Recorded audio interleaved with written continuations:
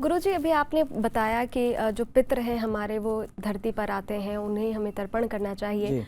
तो किन रूपों में हमारे पूर्वज इस पितृपक्ष के दौरान धरती पर आते हैं और हमें आशीर्वाद देते हैं? हमें उन संकेतों को समझना चाहिए कि ये हमारे पूर्वज हो सकते हैं। अदिति, देखिए, बहुत बढ़िया प्रश्न है कि जो हमारे पितर हैं वो कैसे ग्रहण करते हैं, किस रूप में आते हैं, कैसे संतुष्ट होते हैं।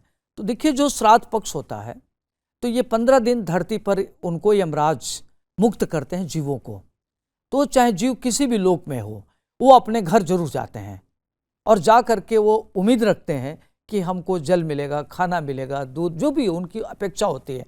तो कभी चींटू रूप में आ सकते हैं, कौवे के रूप में आ सकते हैं, कुत्ते के रूप में आ सकते हैं, सूक्ष्म रूप में आ करके जो भी आप इस चीज़ को देते हैं तो ग्रहण करते हैं। जैसे कौवे को, जैसे पितरों का दूत आप समझते हैं, तो उस रूप में आ सकते हैं। कहा जाता है कि कौवे को भोजन अर्पित करने से पितर प्रसन्न होते हैं, संतुष्ट होते हैं और आपको आशीर्वाद देते हैं। इसके अलावा गाय है, बैल है, पितरों का स्वरूप माना गया है। पितृ पक्ष के दौरान इनकी सेवा करना चाहिए, भोजन कराना चाहिए, यह बेहद शुभ माना जाता है। इससे घर परिवार में सुख समृद्धि बनी रहती है। धार्मिक मान्यता के अनुसार पितर या पितृपक्ष में गरीब या असहाय लोगों को अगर घर में खाना खिलाते हैं तो वो भी, उससे भी उनको संतुष्टि मिलती है। अगर इसमें कोई व्यक्ति आपसे मदद मांगता है तो उससे आप खाली हाथ ना लौटाएं, उसकी कोई श्रद्धा अनुसार जरूर उसकी मदद करें, उससे भोजन करा दें, वस्त्र दें, या जरूरतमंद व्यक्ति है तो उसकी मदद करें जिससे वो संतुष्ट हो। तो इससे आपके पितर बड़े खुश होते हैं और इससे पितर जब खुश होते हैं तो आपको आशीर्वाद देते हैं। गुरुजी, अभी आपने बताया कि हमें पितृपक्ष के दौरान किन किन चीज़ों को करना चाहिए और किन किन रूपों में पितर हमारे धरती पर आते हैं।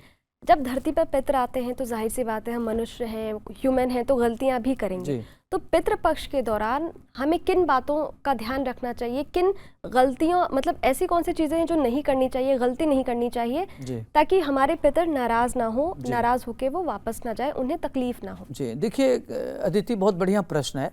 आपको ध्यान रखना चाहिए कि जो ये पितृपक्ष होता है 15 दिन का, इसमें तो आपको किसी भी प्रकार के जीव जंतु का नुकसान न पहुंचावे।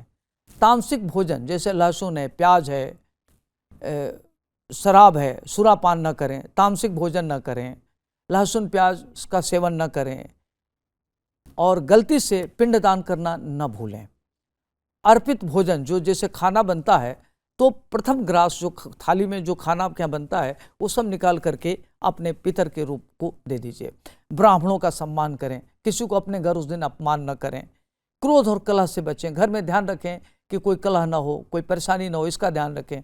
कई बार आपके दरवाजे पर कुत्ता आ गया, कौवा आ गया, चिड़िया आ गई, चींटी आ गई, आप उसका नुकसान पहुंचाते, इससे भी आपके पितर रुष्ट होते हैं। तो कोई भी जीव जंतु आवे, आप उसको श्रद्धा भाव से, जो आपके पास श्रद्धा है, कहते हैं कि श्रद्धा से किया गया दान श्राद्ध होता है, तो जो श्रद्धा भाव से देंगे इससे पितर खुश होते हैं। ये ध्यान रखना चाहिए कि आपको ब्रह्मचर्य का पालन करना चाहिए। जो भोजन बनावे स्वच्छ होना चाहिए, साफ होना चाहिए, और जैसे लगता है कि आप किसी देवता को देने जा रहे हैं, देवता को भोजन करा रहे हैं, तो उसी पवित्रता से करिए और श्रद्धा से करिए। मन में किसी प्रकार की कालिमा न रखें, अपना मन दूषित न रखें, किसी जीव हत्या न करें और नॉन वेज न खाएं, लहसुन प्याज से दूर रहें, सुरापान न करें और उस समय उस 15 दिन में स्त्री समागम न करें। इस सब चीज़ों का ध्यान रखना चाहिए। इस वीडियो में दी गई जानकारी केवल पौराणिक मान्यताओं, धार्मिक विश्वासों और ज्योतिषीय तथ्यों पर आधारित है। स्तुति इनकी पुष्टि नहीं करता। किसी भी उपाय को अपनाने से पहले संबंधित विशेषज्ञ से सलाह जरूर लें।